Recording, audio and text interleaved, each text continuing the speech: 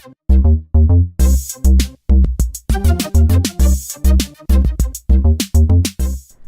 hi YouTube, Mr. User Boss here, and this video I'm going to be going through my top upcoming PlayStation Vita games, part 2.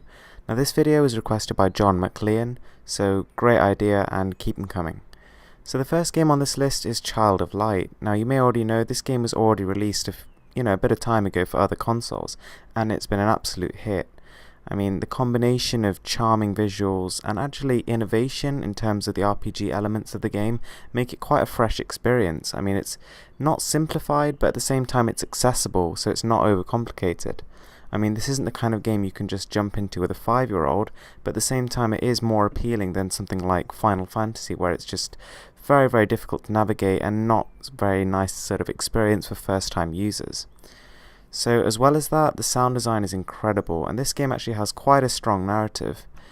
I think that games like this are exactly what the PlayStation Vita needs, or at least they're the kind of games that I would like to play on the Vita, just because, when you go away, you want a game which is going to last you a while, you want a rich, immersive experience. So the second game which I'm really looking forward to is Gravity Rush 2. So we've got no idea or any details of the game, we've seen no gameplay, no screenshots or anything. All we've had is this sort of very vague teaser trailer, but it's good, I like it. I like the suspense. I mean, I'm hoping that the art style stays fairly similar, because Gravity Rush number 1 was just gorgeous. I mean, I think what the game really needs is just more. I mean, once you'd completed the main story in Gravity Rush, it wasn't the kind of game that I wanted to sort of go back and play again. I mean, all there was to do was just collect the hidden gems, which I'll admit is really, really fun, but I think that it does lose its sort of initial freshness after a bit, and I think that Gravity Rush 2, if it adds loads of extra content, new enemies, because they got a little bit repetitive, and just loads of new powers to unlock, I think it'll be a really great game, but probably not a system seller.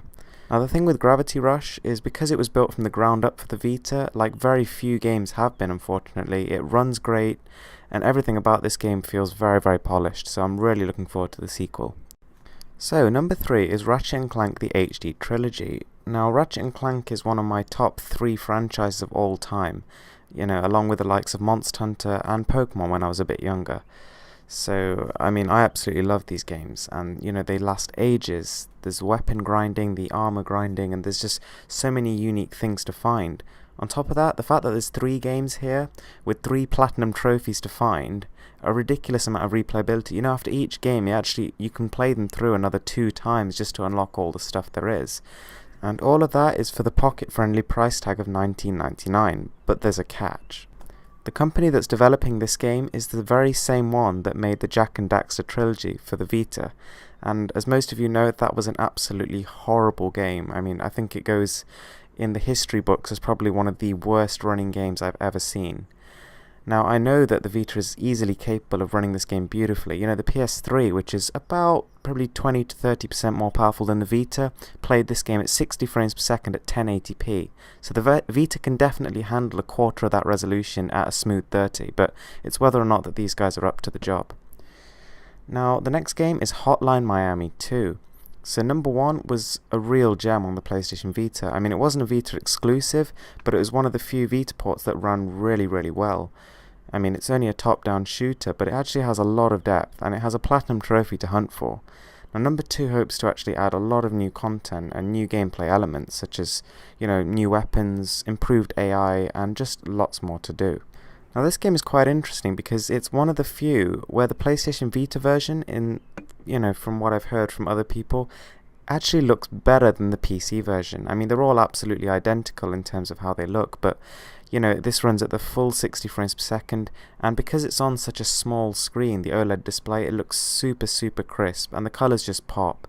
I mean, I've yet to try this game on the slim PlayStation Vita, but from my initial impressions on the OLED, it looks absolutely stunning, and I hope they keep this up with the second, and I can't see why they wouldn't. I mean, they know how good it looks, so I don't see why they change it. Now, the last game on this list is Hohokum, and this is a very, very unusual game. I mean, I'm not even sure if I should call it a game. You basically just sort of fly around in this world doing stuff. I mean, that's as good as I can sort of explain it to you. It's very random, but I actually think it's quite a charming game. I mean, it'll be like the Loco Roco of the PlayStation Vita, which, I think PlayStation Vita doesn't need, but it would be a nice thing to have. It's kind of one of those games where you just sink a few hours into and then just pick up every now and again when you sort of feel like you've had enough of more deep games like Persona 4 or, grindy stuff. But I mean, that pretty much concludes the video, and I'm just a little bit concerned. I mean, most of these games on this list are basically either ports or indie games, so I mean, that basically sums up the future. I was looking through sort of lists to find PlayStation Vita games, which I'm quite looking forward to, and there are very, very few. So I'm really hoping that either at E3 or at some point during this next year, Sony really announces some big titles. I mean, I remember at the beginning of this year, I think it was, they announced God of War and Borderlands 2, which were pretty decent. And, I'm not going to go overboard. I don't think we should expect massive amounts, but I want something. Thanks for watching, guys. I hope you liked this video. If you did, please give it a thumbs up and subscribe for more.